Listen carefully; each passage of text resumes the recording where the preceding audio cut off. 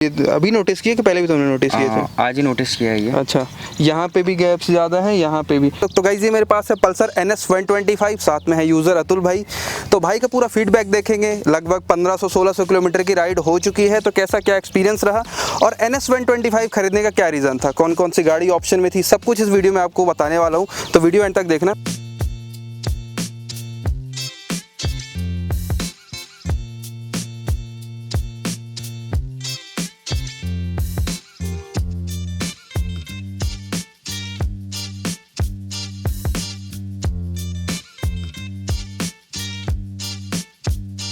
तो अतुल भाई, सबसे पहला क्वेश्चन मुझे ये बताओ कि ये गाड़ी कब खरीदी तुमने? 1 महीने पहले 11 तारीख को। 1 महीने हो गए लगभग? हाँ। ज़्यादा हो गए। तो कौन कौन सी गाड़ी ऑप्शन में थी कि डायरेक्टली इसको जाके खरीद लिया, ऐसा कुछ था? पल्सर 150 थी, 125 नया मॉडल आया था उसमें भी। अच्छा। और NS में 125 नया मॉडल आया था।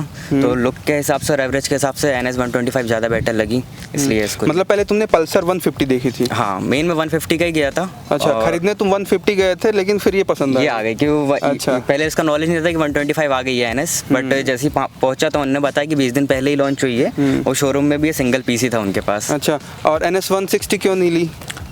एवरेज, मेन एवरेज का था। अच्छा, मतलब तुम्हारी प्रायोरिटी एवरेज थी मेरी। रनिंग कितनी है डेली की वैसे? डेली की है 40 से 50 रनिंग मेरी। अच्छा, मतलब 40 से 50 तुम्हारी रनिंग है, तो तुम्हें ऐसी बाइक चाहिए थी जो एवरेज दे, एवरेज अच्छा दे और लुक्स भी अच्छा हो। क्योंकि पल्सर 150 भी अच्छा एवरेज निकालती है, लेकिन जब तुमने इसको देखा तो ये पसंद आई लुक्स की वजह से। क्योंकि मैट रेड कलर भी है इसमें। अच्छा, ठीक है। 4 कलर थे बट मेन यही अच्छा लग रहा था। ठीक है, तो एवरेज की बात कर लेते हैं। कितना निकाल रहे हो अभी?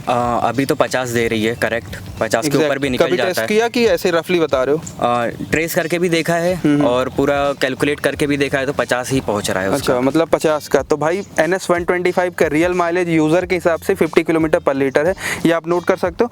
दूसरा क्वेश्चन मुझे कितने की पड़ी है? ये पड़ी है कैश में देखा जाए तो 1,17,000 और 1,17,000 ऑन रोड कैश में पड़ रही थी भोपाल में। जी।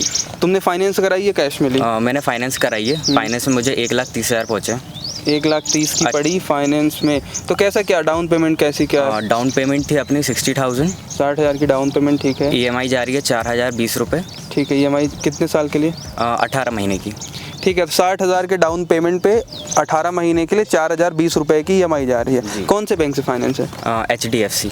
ठीक, HDFC से फाइनेंस है। तो ऐसा कुछ स्कीम रहता है। बाकी जो फाइनेंस की स्कीम रहती है ना, आपके सिविल पे डिपेंड करता है, आप क्या काम करते हो, इन चीज़ों पे भी डिपेंड करता है ना? तुमसे पूछा होगा क्या काम कर रहे हो, ऐसा कुछ? हाँ, एक्चुअली मेरी दीदी ने करवाई थी, तो वो उनका HDFC में अकाउंट है, तो उनको ऑफर भी मिला था। इंटरेस्ट रेट भी हमें 8 लगा है। बाकी अच्छा, इंटरेस्ट रेट तुम्हारा 8 लगा है। ठीक है, बाकी कितना लग रहा था? बजाज वाले कितना दे रहे थे? 10 का लग रहा था। हाँ, तो ये आप देख सकते हो, बजाज वालों को थोड़ा सा ज़्यादा रहता है, मैंने नोटिस किया। 9-10 के आसपास रहता है। अगर आप प्राइवेट बैंक जाओ या कोई गवर्नमेंट से हो जाए तो और बेहतर है। कि जैसे कि 1 महीने हो गए जी, कितनी रनिंग हो गई टोटल, कितना चलाया अभी इसको?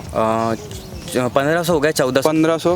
पहली सर्विस भी हो गई? पहली सर्विस भी। कितने पैसे लगे उसमें? 600 कुछ रुपए लगे थे, ज़्यादा नहीं लगे थे। उसमें बस ऑयल फिल्टर चेंज हुआ था और अपना चेन का काम हुआ था। चेन में लुब्रिकेट और क्लीनिंग ये सब टाइट की थी। तो मतलब टोटल 600 रुपए लगे पहली सर्विस में, जो कि फ्री वाली सर्विस थी। जी, ठीक है। अब दोबारा कब होनी है सर्विस इसकी?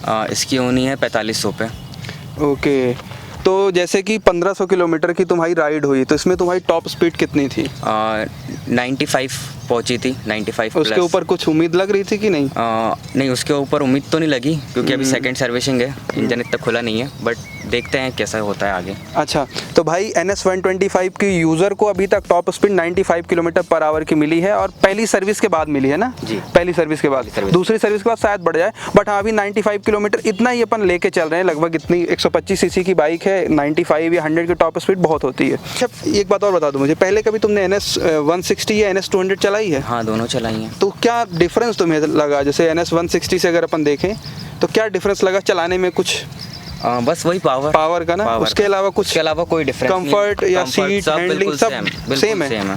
सब सेम है। सीट कैसे लगे तुम्हें चलाने में? वैसे जैसे तुम्हारी रनिंग की डेली की 40 से 50 किलोमीटर है, कंफर्टेबल है, कोई दिक्कत नहीं है, इशू नहीं होता, ना बैक पेन होता है, ना कुछ होता है, लंबी से लंबी राइड पे। तो मतलब जिस बंदे को अगर बाइक खरीदनी हो 40-50 किलोमीटर राइड की डेली जिसकी रनिंग हो, तो NS 125 या 200 अच्छी है, कोई दिक्कत नहीं, ले सकता है। बस ये है, सर्विसिंग का रहेगा, चेन का बहुत काम आता है इसमें। ओपन चैन है ना? ओपन चैन में क्लीनिंग ज़्यादा होती है, लगभग 500 या 600 किलोमीटर में आपको क्लीनिंग करनी पड़ेगी। पीछे वाली सीट कैसी है? पीछे वाली भी बढ़िया है। कभी लॉन्ग में, कभी किसी के साथ? अब मैं खुद बैठा हूँ अभी। अच्छा, कितने किलोमीटर बैठे थे? मैं बैठा हूँ पूरा 60 किलोमीटर। सॉफ्ट है या कैसी? ज़्यादा सॉफ्ट तो नहीं है, ठीक है, मतलब सही, यही चाहिए। ज़्यादा सॉफ्ट हो जाएगी तो आप जल्दी हो जाओगे। सस्पेंशन कैसे लगे आगे वाले? सस्पेंशन ये जैसे कि मुझे दिख रहे हैं ये पल्सर 125 वाले ही हैं। हाँ वही है, वैसे ही हैं, तो कोई दिक्कत तो नहीं हुई? नहीं। जर्क वगैरह जैसे खराब रोड में? आराम से, नो इशू, आराम से निकल जाती है। अच्छा, तो मतलब तुम्हारे हिसाब से अच्छी गाड़ी है ये? हाँ, अगर 125 सीसी में किसी को बाइक खरीदनी हो तो बढ़िया है, बढ़िया ले सकता है। हाँ। अगर 150 सीसी तक खींचना हो तब भी ले सकता है क्या? जैसे तुमने पल्सर 150 देखी थी, उसके बाद तुमने इसको खरीदी? हाँ, 150 खींचनी हो, पावर की बात है, 150 थोड़ी ज़्यादा जाती है, उसमें थोड़ा अलग फीचर। इसमें लगभग 12 bhp की पावर है, तो यार अगर आप देखो ना 125 सीसी के हिसाब से ज़्यादा पावर है। दूसरी ब्रांड में आप जाओ, जैसे आप होंडा में चले जाओ, उसकी पावर कम है, तो बजाज ज़्यादा पावर दे रहा है 125 सीसी में, तो उस हिसाब से सही है यार। अब देखो इतनी पावर उसमें मिलती है भाई आपकी, ये यामा की FG 12 bhp लगभग इतनी पावर है। अब लाइट कैसी लगी? रात में कभी इसको चलाया? हाँ, रात में चलाता हूँ, डेली का ही है रात का। डेली का मतलब रात में ही रनिंग रहती है क्या तुम्हारी? नहीं, मॉर्निंग से रात तक रहती है, वो तो 10 बजे तक। अच्छा, 9-10 तो बजे ये तक। लाइट से काम चलता है कि तुम्हें कभी ऐसा लगा कि बाहर से कोई लाइट लगवानी है? बाहर से लग रहा है कि लगवानी पड़ेगी लाइट, क्योंकि अच्छा। इतना वो नहीं है। नॉर्मल काम कर सकते हो? हाँ, नॉर्मल अच्छा है कि आप अगर अंधेरी रोड पे हो तो आपको दिख जाएगा, बट ऐसा रहता है कि थोड़ा लाइट वाले एरिया में अपन को दिख नहीं पाता आगे का अच्छा क्लियर। अच्छा, हाँ, तो ये प्रॉब्लम हो गई। मतलब एक प्रॉब्लम अपन काउंट कर सकते हैं कि लाइट और अच्छी हो सकती थी। हाँ, ब्रेक्स कैसे लगे? जैसे कि इसमें 125 सीसी की बाइक है, इसमें ABS नहीं मिलता, इसमें आपको CBS मिलता है। फ्रंट में डिस्क है, पीछे ड्रम ब्रेक्स हैं जी। तो कैसी लगी ब्रेकिंग पावर के हिसाब से? जैसे तुम 95 किलोमीटर की स्पीड में ले गए, तो कभी ऐसा लगा कि यार ब्रेक्स वगैरह सही से काम नहीं कर रहे हैं, या सही है? नहीं, एकदम ब्रेकिंग तो बहुत बढ़िया है, सही है ना, मतलब रोड सेगमेंट पकड़ के चलती है, आराम से कंट्रोल हो जाती है। टायर्स कैसे लगे? टायर जैसे पीछे वाले 100 सेक्शन के हैं, थोड़े से पतले लगते हैं, क्योंकि ये जो पूरा बाइक का लुक है NS 160 या 200 जैसा है। हाँ। तो पीछे के टायर ना मुझे पतले लग रहे हैं, जैसे मैंने देखा अभी ना बाइक को, तो ऐसा लगा कि यार क्या लगा दिया उसको।